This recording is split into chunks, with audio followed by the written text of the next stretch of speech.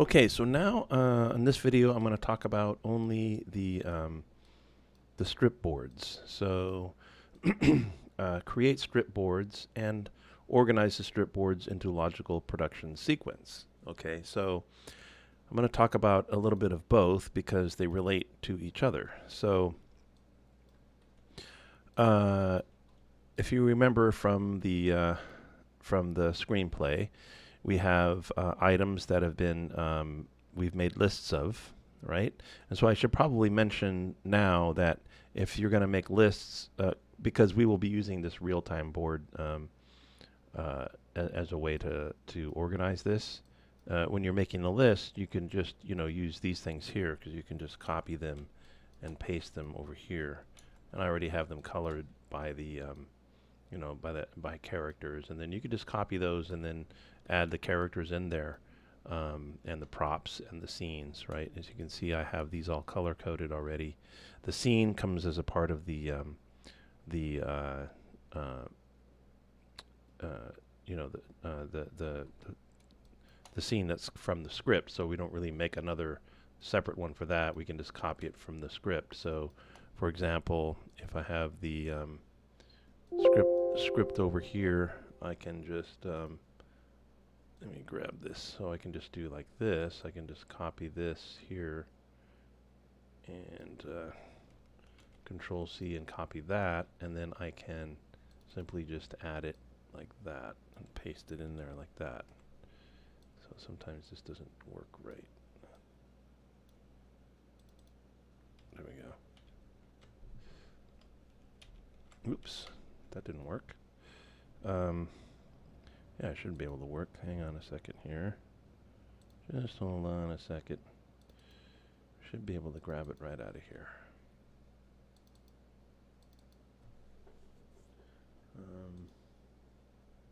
There we go. That should work. So I'll copy that and then put it in here.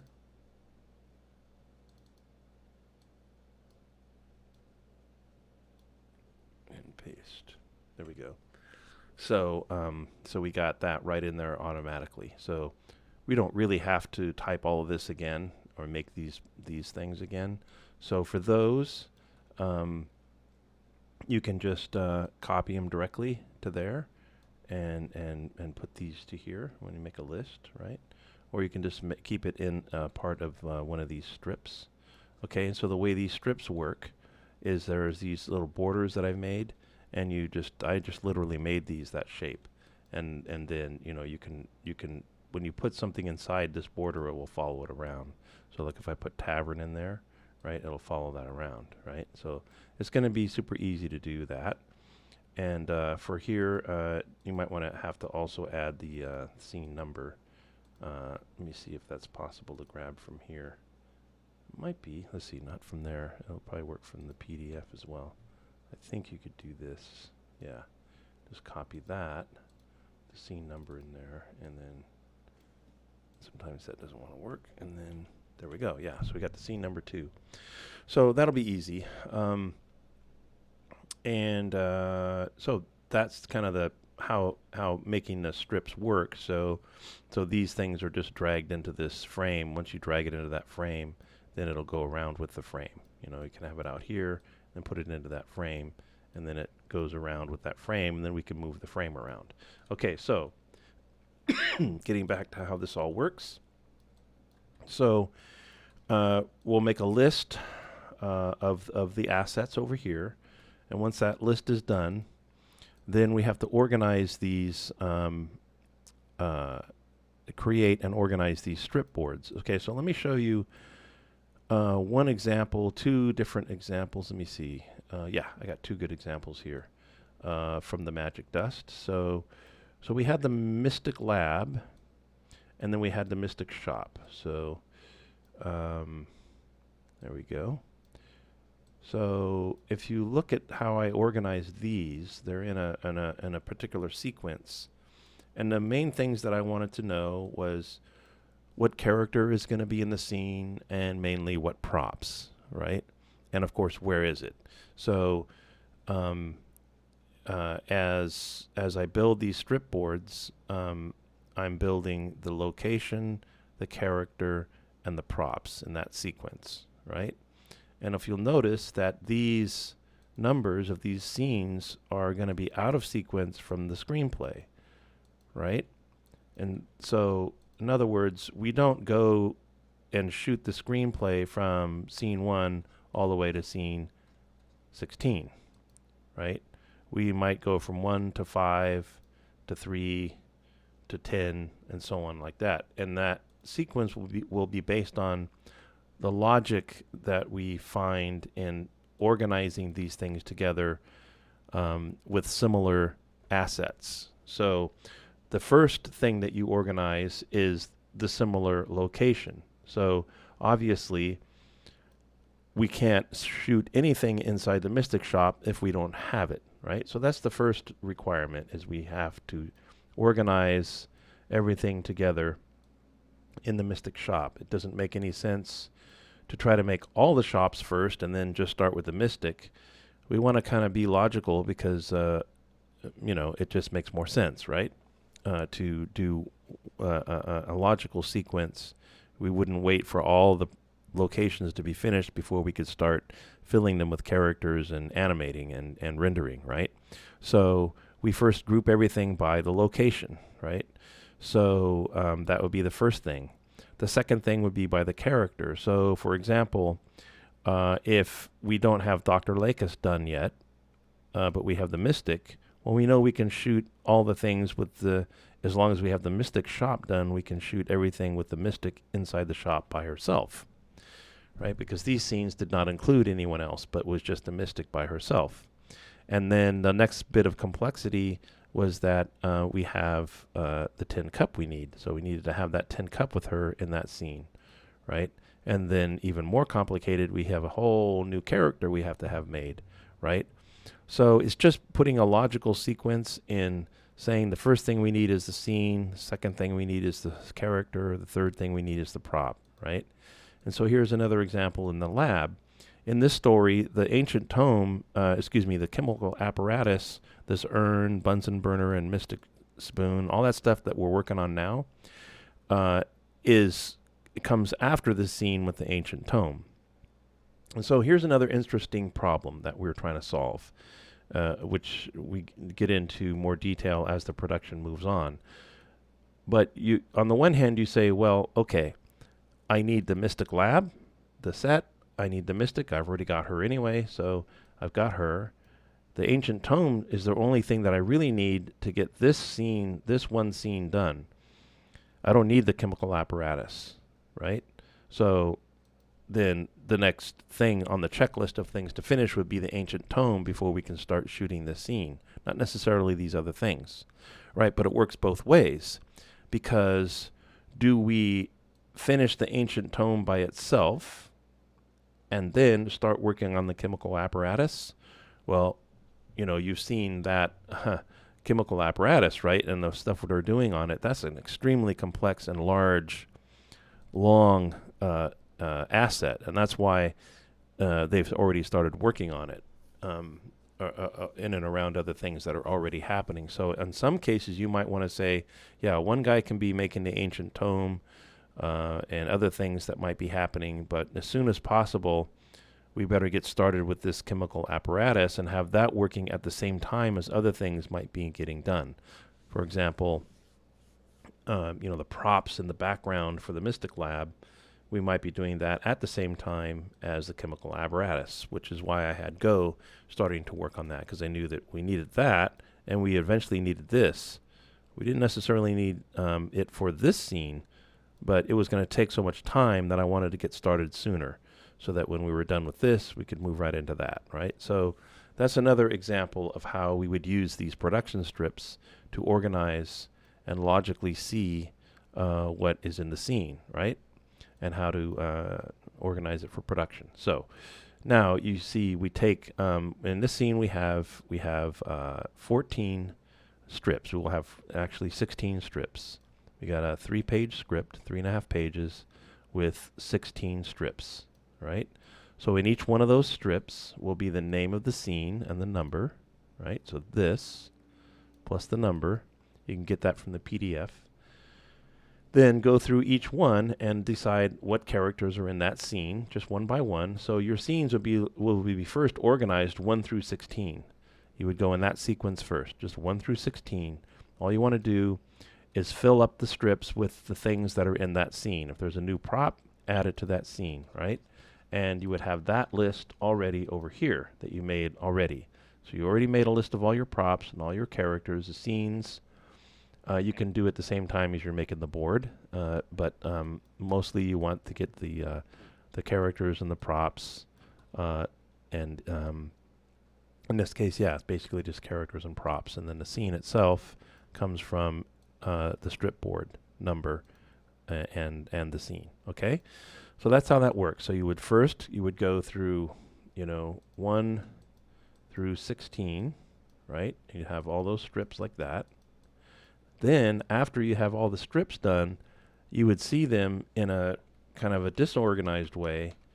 It wouldn't look as organized as this because you'd have, all kinds of things, out of sequence. You'd have these scenes filled in with that scene and so on and so forth, right?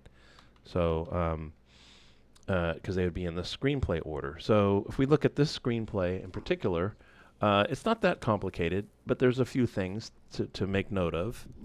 One is this exterior scene here, right? As I mentioned in the other video, the exterior, or at least, yeah, I think I mentioned it. Well, anyway, I'm going to mention it again. So, we have the exterior scene, and we know that this basically can live by itself, right? So that's an important thing to know, that really there's no characters in there. There might be some, who knows, extras walking on a sidewalk below. It depends on what angle we show, right? So we can make a list of things we need for this scene. And since it doesn't take any of the character work, you see, so this could conceivably be one of the first things we do, or it could be one of the last things we do, depending on how we're going to make that city skyline. Are we going to build it with little pieces? Are we going to paint it? What are we going to do? So these are all things that would give us information about how we will produce it. So there you go. So there's that. And then there's Angela's room. If you notice, there's 3 different scenes in Angela's room. There's a scene where she wakes up. There's a scene where she, slams the door and cries. And then there is a scene where her mother, and that's the same scene where her mother looks in.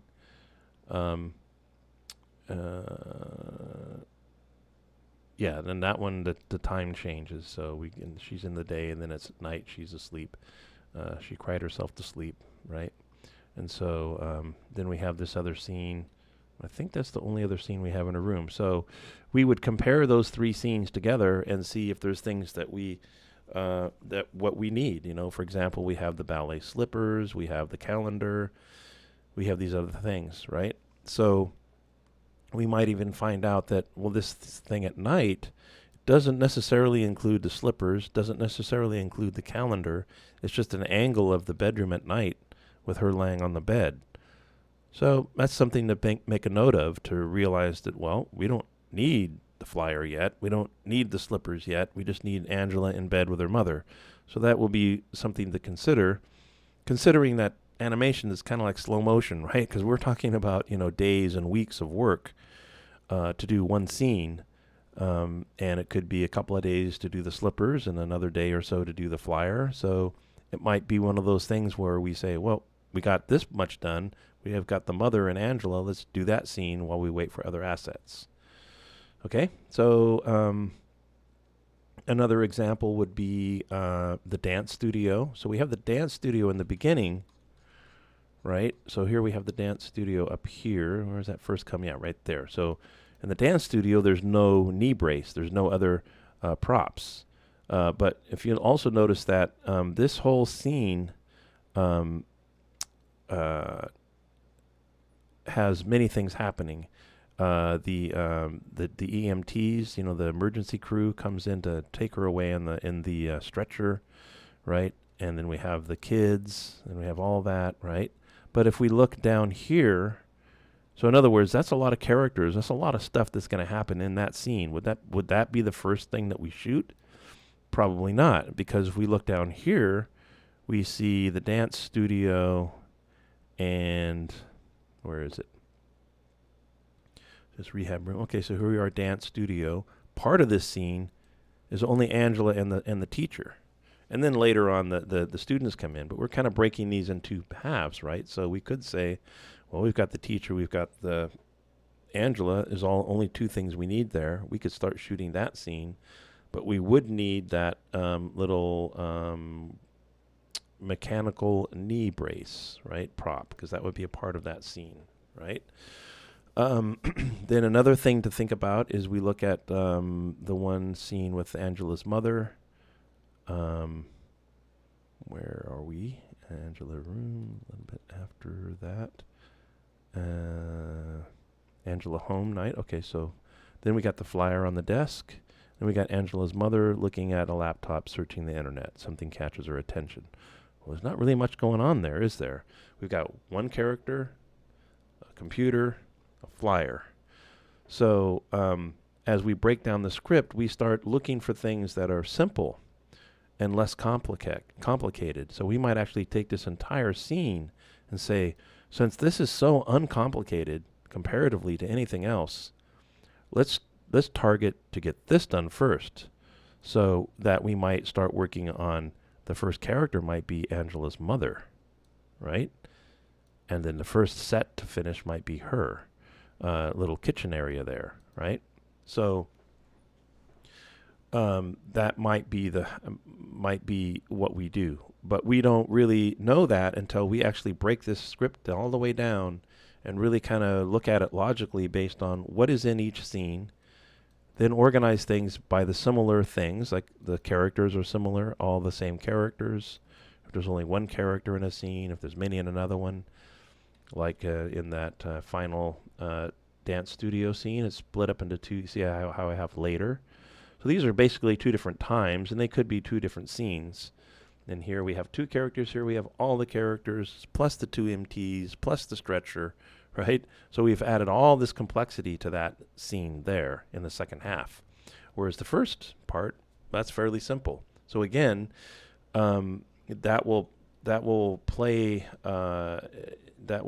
inform us how we build a sequence to work in. Okay, so that's basically how and why you organize the strip boards into a logical production sequence, and why you create them, right? And so in the next video, I'll talk about making the production chart.